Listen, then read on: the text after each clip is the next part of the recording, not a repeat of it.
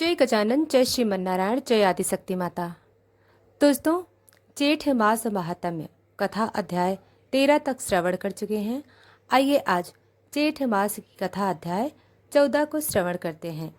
दोस्तों, हमारी हर भक्ति वीडियो आप तक पहुंचे, इसके लिए वीडियो को लाइक और चैनल को सब्सक्राइब करें। दोस्तों, बेल आइकन को दबाना ना भूलें। हो सके तो कमेंट भी करें। दोस्तों, सबसे पहले आइए श्रवण करते हैं जेठ मास में सोमवार की कथा।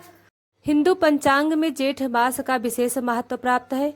यह वर्ष का तीसरा मास होता है। इस मास के सोमवार का विशेष महत्व होता है। सोमवार का दिन भगवान शिव को समर्पित होता है और जेठ मास में सोमवार का व्रत रखने से शिव जी की विशेष कृपा प्राप्त होती है। इस मास में शिव जी की पूजा अर्चना से व्यक्ति के जीवन में सभी समस्याएं दूर होती हैं, धन धान्य की वृद्धि होती है और स्वास्थ्य अच्छा रहता है। आइए इस मास के सोमवार की कथा को जानें, जो हमें व्रत के महत्व और भगवान शिव की महिमा को समझाएगी। बहुत समय पहले की बात है। एक नगर में एक निर्धन ब्राह्मण रहता था। उसका नाम हरिदास था। हरिदास के पास ना तो कोई दौलत थी और ना कोई बड़ा परिवार, परंतु वह बहुत धर्मात्मा और श्रद्धालु था। हरिदास भगवान शिव का अत्यंत भक्त था। वह हर रोज सोमवार का व्रत रखता और शिव जी की आराधना करता। उसके जीवन में बहुत कठिनाइयां थीं। फसल खराब हो जाती, पशु मर जाते और घर में सुख शांति नहीं रहती थी, परंतु हरिदास ने कभी अपने विश्वास को कमजोर नहीं होने दिया। एक बार जब जेठ मास का पहला सोमवार आया तो हरिदास ने मन ही मन ठाना कि यह इस सोमवार का व्रत विशेष श्रद्धा और लगन से रखेगा। हरिदास ने सुबह जल्दी उठकर स्नान किया। वह घर के प्रांगण में तुलसी के पौधों के नीचे शिवलिंग स्थापित किया। उसने साफ कपड़े पहने, जल से शिवलिंग का अभिषेक किया, फिर बेलपत्र, धतूरा और दही से पूजा की। हरिदास ने भगवान शिव से प्रार्थना की, हे महादेव, कृपया मेरी कठिनाइयों को दूर करें, मेरे परिवार को सुख शांति दो और मुझे अपनी कृपा से अनुग्रहित करो। उसने दिन भर भोजन नहीं किया और अपने मन को शुद्ध रखते हुए भगवान की भक्ति में लीन रहा। वह नगर के गरीबों की सेवा भी करता रहा। अपने छोटे छोटे साधन जो भी थे बांटता रहा। हरिदास के इस समर्पण को देखकर भगवान शिव प्रसन्न हुए। उन्होंने अपने रूपों में से एक तपस्वी का रूप धारण किया और ब्राह्मण के पास आए। भगवान शिव ने कहा, हे हरिदास, तुम्हारा व्रत और भक्ति मुझे अत्यंत प्रिय है। मैं तुम्हारी सभी मनोकामनाएं पूरी करूंगा। हरिदास ने विनम्रता से कहा, हे देव, मेरी एक ही इच्छा है कि मेरे परिवार में सुख शांति बनी रहे और मेरा जीवन सफल हो। भगवान शिव ने मुस्कुराते हुए कहा, तुम्हारा जीवन अब खुशहाल होगा। जो भी तुम चाहोगे वह प्राप्त होगा। कुछ ही दिनों में हरिदास के जीवन में बदलाव आ गया। उसकी फसलें अच्छी हुईं, घर में सुख शांति आई और उसकी आर्थिक स्थिति मजबूत हुई। हरिदास ने जीवन भर जेठ मास के सोमवार का व्रत और पूजा विधि पूर्वक निभाई। इस व्रत से न केवल उसे बल्कि उसके परिवार और पूरे नगर को लाभ हुआ। जेठ मास का सोमवार भगवान शिव की आराधना का विशेष दिन माना जाता है। इस दिन व्रत रखने से शिव जी की विशेष कृपा मिलती है। व्रत रखने वाले की मनोकामनाएं पूरी होती हैं और जीवन सकारात्मक होता है। इस व्रत का पालन करने वाले परिवार सुख, समृद्धि और स्वास्थ्य की कृपा प्राप्ति होती है। दोस्तों, अब आइए सुनते हैं जेठ महात्म्य की कथा अध्याय 14। दोस्तों, यह बहुत ही पवित्र और पावन कथा है, तो दोस्तों अंत तक जरूर सुनिएगा। गंगा के किनारे बसे गांव शांतिपुर में जेठ मास की पूर्णिमा का पर्व चल रहा था। सारे गांव में व्रत, उपवास, स्नान और दान का माहौल था। उस दिन एक विशेष आयोजन था।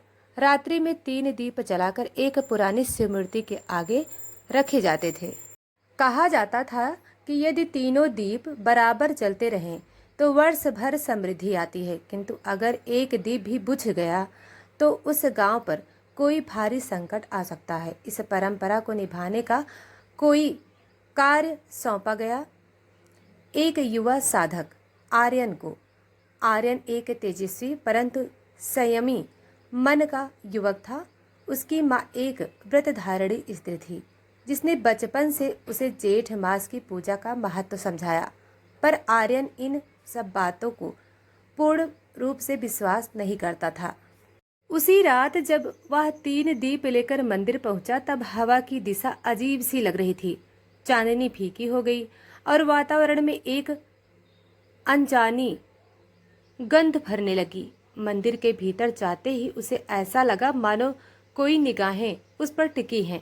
फिर भी उसने श्रद्धा से दीपक जलाए और पूजा आरंभ की।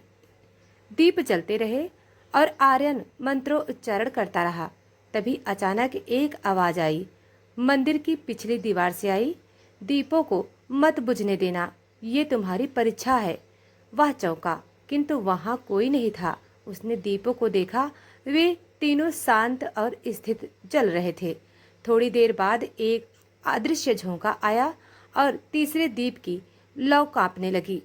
आर्यन ने दौड़कर उसे हाथों से ढांप लिया। अचानक वह दीप अत्यंत तेज हो गया और उसमें एक स्वर्णवर्णी प्रकाश निकला। प्रकाश धीरे धीरे दीवार की ओर बढ़ा और वहां एक ईंट खुद हटने लगी। एक गुप्त द्वार प्रकट हुआ। आर्यन पहले तो डर गया, पर उसकी जिज्ञासा ने उसे रोकने नहीं दिया। दीप लिए वह द्वार के भीतर गया। वह एक संकरी सुरंग थी जो नीचे की ओर जाती थी। नीचे उतरते उतरते दीवारों पर पुरानी चित्रकथाएं दिखने लगी। कुछ में स्त्रियां दीप लेकर जल में चलती थीं, तो कुछ में संत पुरुष पहरेदारी करते प्रतीत होते थे। सुरंग के अंत में उसे एक विशाल कक्ष मिला। वहां मध्य में 3 पत्थर के दीप रखे थे, परंतु इन दीपों की बात विचित्र थी। ना उसमें बाती थी ना तेल, फिर भी वे जल रहे थे। उनकी लौ स्थिर थी और सामने एक शिलालेख लिखा था, जो जेठ मास में श्रद्धा से दीप दे उसे मिलते हैं 3 मार्ग, सत्य का, तप, जप का और त्याग का।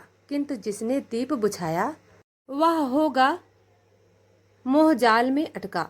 जैसे ही उसने शिलालेख पढ़ा, सामने एक धुआंधार आकृति प्रकट हुई।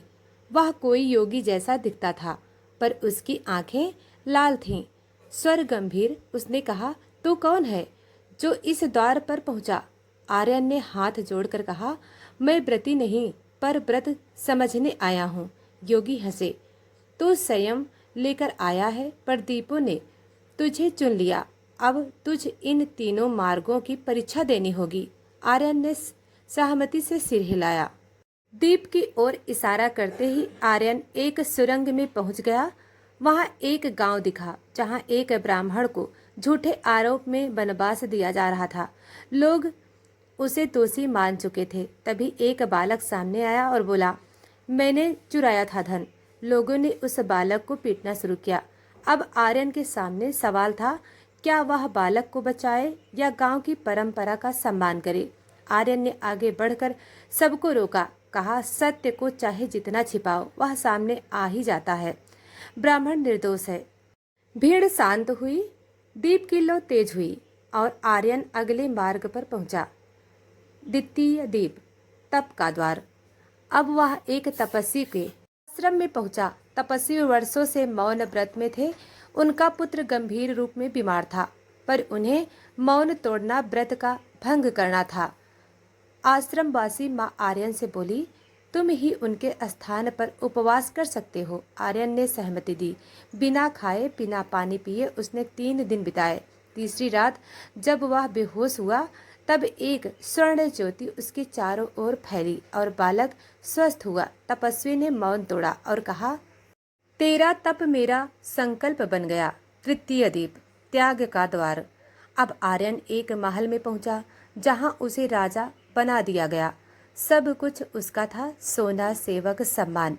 पर तभी आवाज आई, या तो ये सब ले या एक निर्धन स्त्री की आंखों की रोशनी बचा। इसके लिए तुझे अपना जीवन देना होगा। आर्यन सोच में डूब गया। सारी संपत्ति एक ओर, पर किसी की रोशनी बचाना। अंततः अपना रक्त देकर दवा बनवाई। स्त्री की दृष्टि लौट आई। जैसे ही उसने आंखें खोली, वह बोली, तू यही है, 3 दीपों वाला, तेरा त्याग अमर रहेगा। आर्यन वापस मंदिर में लौटा।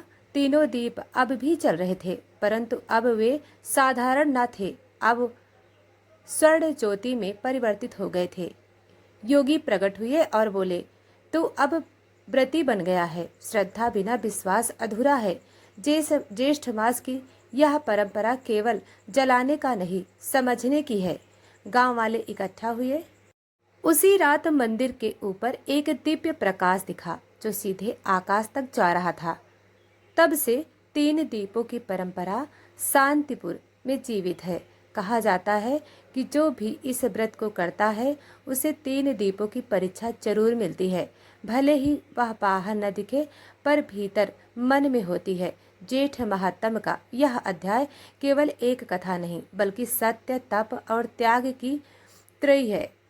जो इस पवित्र व्रत को अपनाता है, इस त्रयी को अपनाता है, वह स्वयं को और समाज को प्रकाश की ओर ले जाता है। तो दोस्तों, यह कथा समाप्त हुई। अगर वीडियो पसंद आए तो लाइक, सब्सक्राइब और कमेंट में हमें ज़रूर बताएं। और हमारी भक्ति वीडियो आप तक पहुंचे, इसके लिए वीडियो को लाइक और चैनल को सब्सक्राइब करें। धन्यवाद।